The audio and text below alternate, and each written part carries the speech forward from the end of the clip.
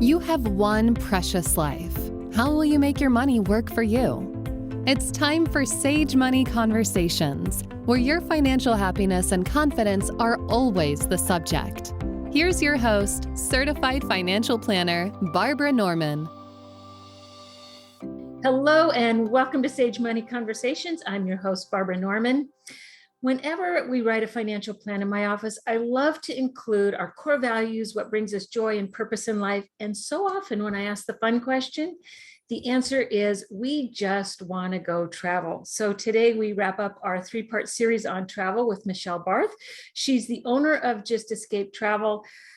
Michelle, you've traveled in 45 countries on 6 different continents, and you have a travel and tourism degree from Polytechnic, San Luis Obispo. So I'm not sure what qualifies you more, but I suspect it's those 45 countries and 6 continents.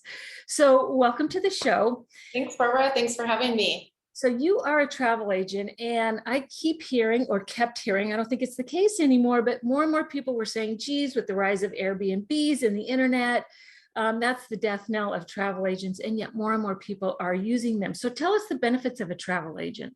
Yeah, absolutely. So definitely, Airbnbs, private rentals definitely serve its place for certain styles and certain trips that you have planned. So not taking anything away from those platforms. I use them myself. I think they're great for those, family stay trips, anything domestically where you're looking to stay a week or more and really utilize, a larger space and those types of amenities that you might be looking for with that trip. With travel agencies and what we specifically do here at Just Escape Travel is we focus on more specialty travel, more complex trip itineraries, international trip design, or those milestone birthdays, anniversaries, specialty trips, honeymoons that are planned, that you're looking for a little bit more attention. You're looking to really cut through the noise of the internet. So what we find or hear a lot from our clients, I've been searching, TripAdvisor or Google reviews for hours, for days, and I don't really know what to believe. I don't know, if I have more clarity than when I started. Are these reviewers, someone like me that have the same interests, style, design, those types of things that I'm wanting for my trip? So I think, although it's a great, resource and tool to have the internet, working with a travel specialist, someone that's personally gone to these destinations, has that firsthand experience and that knowledge, could give you great insight. Also, travel agencies and travel specialists work to build those relationships within the industry. So whether that's, hoteliers, whether that's ground operators, tour operators, guides, drivers, all of these things really enhance the overall travel experience. I always like to use the saying, you really can't VIP yourself, you can't. And also just, we live in a different kind of travel space with the pandemic and post-COVID travel, things look different. I think the people that had a negative experience during that time is they didn't really have anyone to talk to. They called Expedia, Orbitz, all these third-party kind of vendors and had to wait hours, days to get a hold of anyone. Still kind of hear those stories of people really kind of losing out. So when you're doing the comparison of really saving a few dollars using those types of sites versus the time, energy, personal care, and attention that you could get by using a travel agent, it's just one of those things. Maybe using a travel agent isn't the best for every trip, but in general, if you build a relationship with your travel advisor, with an agency, they could really benefit you over, a course of time. Well, when I think about travel, it's like we have limited time. Yeah. We have limited resources, and I totally go into travel FOMO. Like if I go into an area, I don't know where are the best places to go. Where are those hidden gems that are not on the internet?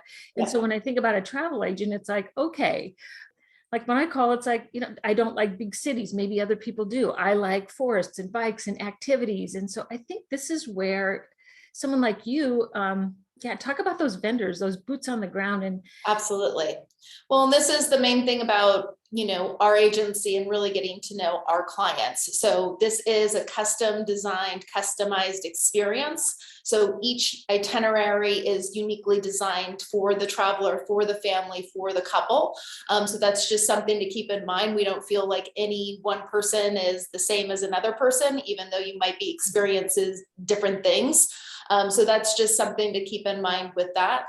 But in general, it's about your overall experience with the travel and what you want to take away from it. And what I love about that, Michelle, is it's not a guided tour. Like if I'm on vacation, I don't want to feel like I am herded around like a sheep.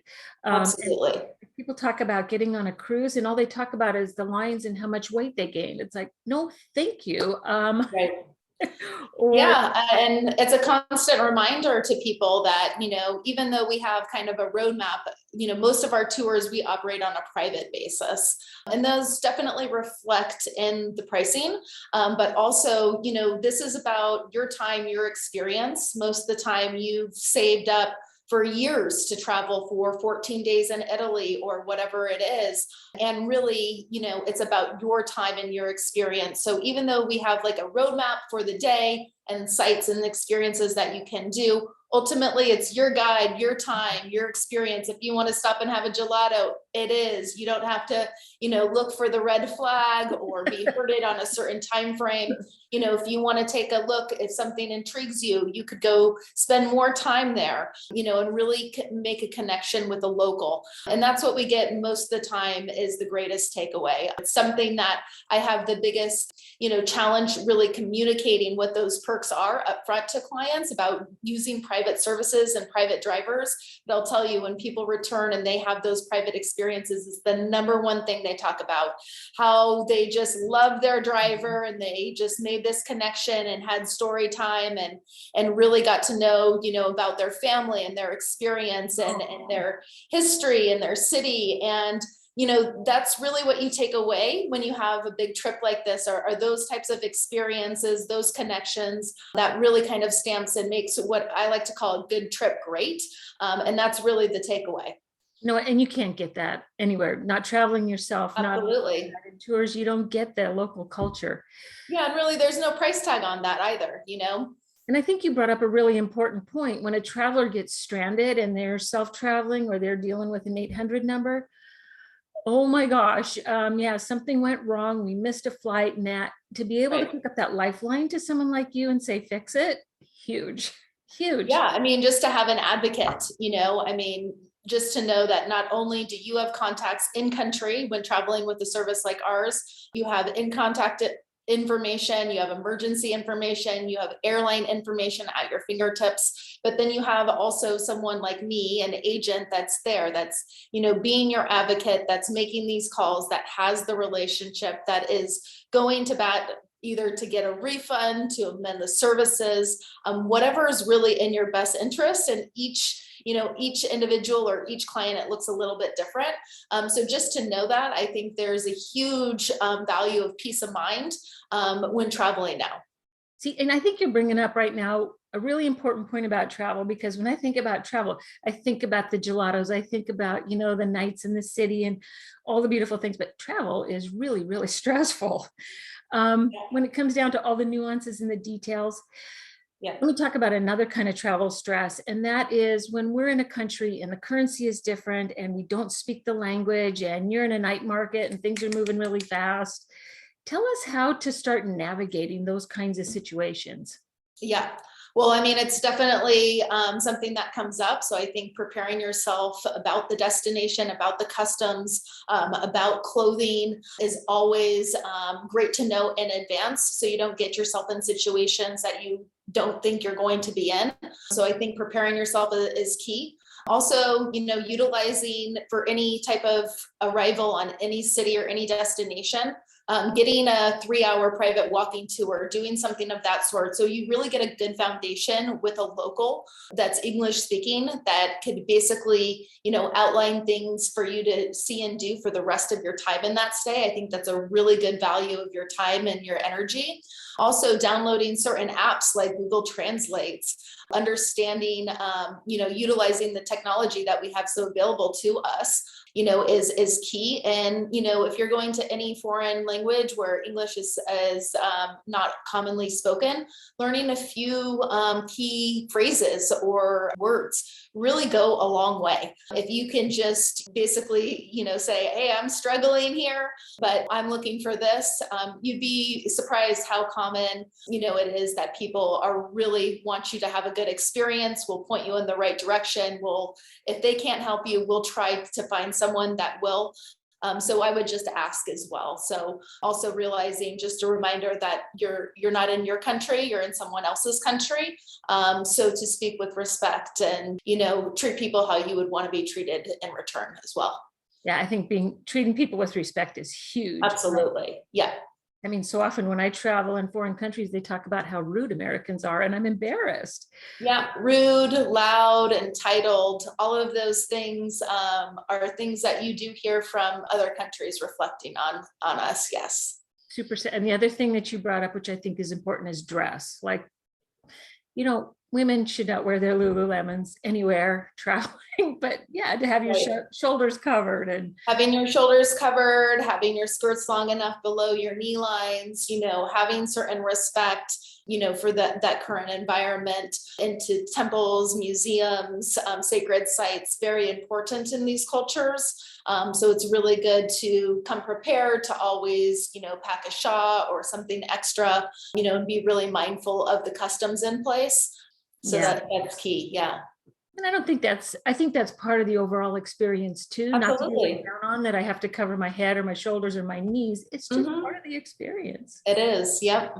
Will you talk more about the apps? Because there's you talked about Google Translate, there's currency translators, but then also when we get to a foreign country, what happens when your phone doesn't work or you're being charged astronomical amounts by your phone carrier? So talk a little bit about the tools, please, to get through travel. Yeah, well, in general, I think most carriers or plans do have an international option. So I would just be sure to contact your phone provider before you go. It could be as low as $10 a day to have international coverage for some major carriers. So I think that's a great value that just helps you keep and stay connected to family, friends, work, whatever is going on. So that's one thing. Internationally, WhatsApp is the #1 app that's used for communication. So I highly recommend downloading this for any type of international travel. So this is for text messaging, phone calls, anything of that sort. If you're looking to get in touch with your guide, that's going to be the #1 app used internationally. And what's WhatsApp?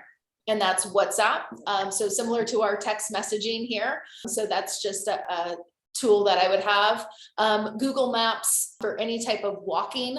I highly recommend doing that. Always, basically bookmarking or tagging, your hotels or main destinations that you're at. That way you could easily decide what the best means of transportation is back to those locations. So that's always a good, use. Google Translate is fantastic. I highly recommend having some type of, translate software. Any type of tipping system or tipping app is also great. And also understanding the tipping and that custom in those countries. Sometimes it's insulting to tip in some cultures, like Japan. Sometimes, it's expected to just round up. Sometimes, tipping guides is more than, rounding up at restaurants. So kind of having a knowledge of that is always good. So those are the types of technologies that I recommend. But for currency exchange? Oh, currency exchange. It's one of those things. You could visit xe.com or any type of those sites that kind of give you a general idea of what the currency is. In general, I would have a high knowledge of what that currency is, exchange, but just know that it will vary. So when you go to ATMs, local, exchange services or money exchanges, that rate will vary. So it's good to have an idea of what the exchange rate is, just so you can maximize your exchange. But just know that ATMs, banks are always going to be your #1 best way to exchange into any type of local currency when traveling. That's good to know. Yeah.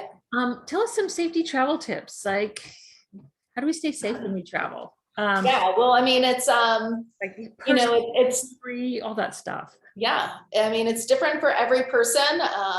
I would just keep in mind that you're traveling in a foreign country, likely. So again, go back to doing your research and having just an understanding of where you're traveling, the cities that you're traveling to. I would also don't draw any type of major attention to yourself. So if you're traveling somewhere, don't travel with large jewelry or expensive purses or something that might be, stand out. I would always make sure you pack your valuables on you and your carry-on. So I'd always recommend doing that. I would also share your itinerary with family and friends. So you could easily, share your documents with them, emergency contacts. That way they know where you are. They could always contact you if need be. You can, send, if you're going to a destination that potentially has political unrest or has, a travel warning, you could always submit your information to the State Department and let them know that you are traveling. That kind of helps protect you. These days with, airlines and missed luggage, I would try to protect your luggage with any type of TSA locks, getting an Apple AirTag and really tacking that onto your technology travel, just because that really helps ensure that your bags are with you, that if they get lost, you know where they are, you could better locate them or communicate to the airlines. So things of that sort as far as safety goes. But I think it's just good to just keep in mind just anything that you would do here in the States or in your home would apply elsewhere. Just being around of your surroundings and trying to blend in and not stick out would be probably the number one best bet. Huge. Let me ask you another question. Sure. Travel insurance, because I hear a lot of people buy it and then they get to the fine print and it's like, well, you can't use it. Do you recommend travel insurance? I do recommend travel insurance. Yes. Travel insurance is really the only way to fully protect all trip costs and components. It definitely got a little bit of a bad rap during COVID, especially in the initial stages, just because things like war, pandemics aren't generally covered by basic travel insurance policies. So in the beginning stages, a lot was not known about testing, about coverage. So there was a lot of knee-jerk reactions on canceling and wanting refunds for trips that were well in advance. So for good reasons, those things weren't protected under the travel insurance. But in general, now that things are very known and there's testing available and things are a lot clearer and we're navigating with known fears and things of that sort, known risks. I think it kind of, if you do test positive, if something does happen, it's one of those things. Now you are protected by travel insurance. So I do recommend it. Somebody does get sick, whether it's absolutely family. What can they expect from that travel insurance? So travel insurance protects you for the amount of the policy that you have. So if your trip is $15,000, you could protect your entire trip for $15,000. Also, if you're just concerned about an aspect of your trip, meaning you only want $5,000 of your $15,000 trip, you can just protect $5,000 of the trip. Just know that's the amount that you could only claim back on your travel insurance. So it's just one of those things, but it is protection, and it's, you're getting a mix of things as far as terms and conditions go in the industry. So you're seeing very flexible terms by airline carriers, for example, with amending or, changing your dates of travel. So you're seeing that. But then also you're seeing some flexibility with hotel companies with rescheduling and rebooking within like a 72, 48-hour window. So there's that. So it's just a matter of, how vulnerable and of the situation it is. But if you're planning those specialty trips like Patagonia, African safari, cruise to Antarctica, those are trips that need to be booked well in advance. Deposits need to be made, usually non-refundable, well in advance. And that's when travel insurance really makes sense because it protects you from the point of purchase to the point of return. So that's one thing to always keep in mind with travel insurance. So it's one of those things, you might not use it, but I've seen a lot of things over my career. And I'll tell you, the people that have purchased it are very thankful they have. And so is there a better place to, because I see like you can add it on to flights and stuff. Is there a better place to buy travel insurance than another? It really depends on what type of protection you want and what your personal situation is. If you have an elder family member, if you have a personal illness or injury, always something to keep in mind that you want a different policy. If your work changes frequently, you might want a policy that covers work for, work purposes. That way, if you get a work letter, you could claim that back. So again, it really depends on that. There is a website called squaremouth.com. It's a broker website. And this basically helps you compare different policies and different options for you to consider for your trip. I would do your research on what carriers and what protection those are, but it is a good website to kind of give you an overview of what policies and options are available to you given your situation. Well, and you've just given me like reason number 646 to use a travel agent. It's helpful to talk to a human being these days. Let someone else figure it out. It's not in my pay grade. Where's your favorite places to travel? My favorite places to travel, that's a really difficult question. I think one of my top destinations from a travel and tourism standpoint would definitely be South Africa. I think it has a lot to offer as far as wildlife, coastal experiences, wine and food experiences are fantastic. Cultural experiences and history are absolutely fantastic. The scenery and the landscapes are beautiful, and not to mention having safari and having access to areas close by like Mozambique, Victoria Falls, destinations like that. So I would definitely say, South Africa would be at the top of that list. Okay. I also just love destinations that I go back to time and time again. What are those? Yeah, Mexico always is Where one in of those Mexico? that so many places. So anywhere in the Maya Riviera is absolutely fantastic, in the Yucatan, and new upcoming destinations, Zihuatanejo, Oaxaca, fantastic locations that we're really seeing kind of, more demand for. I also love destinations like French Polynesia, Fiji, places that are really special and close to my heart. Every time I go back, I just fall more and more in love with the islands and what they offer, and just really the people and the energy that I take away from those places.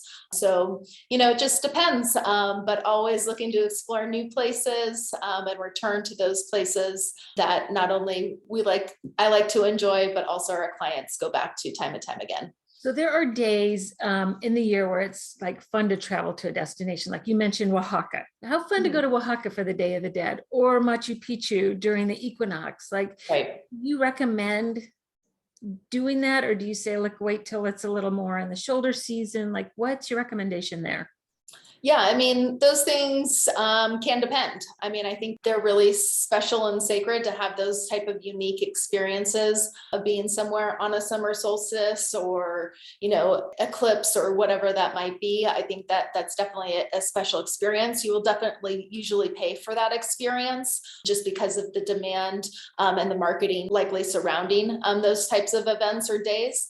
So it's just something to keep in mind. Personally, I like to travel when there's a few less people around. So if you have that flexibility, those shoulder seasons work perfectly for that flexible traveler. But of course, we have a lot of people, a lot of families, a lot of teachers that are, stuck to those schedules, traveling over the holidays in the summer. And with that, you really just need to plan in advance. Kind of going in that they're more in demand, that they're going to cost more. So I think for those types of experiences, just not being disappointed in planning well in advance, a year to a year and a half in advance for those types of experiences. And we were on a previous conversation and you were talking about budgeting for trips, which I loved. Okay, so now you're hitting my financial planning hard. Talk to us about that process that you go through with your clients when you're planning trips and budgeting trips and Yeah. putting together that bucket list.